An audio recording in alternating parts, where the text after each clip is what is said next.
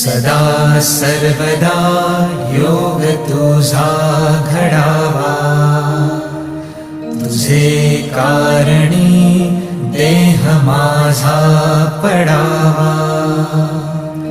उपेशू नको गुणवंता अनंता, रघुनायका मागणे हेची आता. जय जय रघुवीर समर्थ. मोरया मोरया मी बाळताने, तुझीच सेवा करू काय जाणे. अन्याय माझे कोट्यानुकोटी, मोरेश्वरा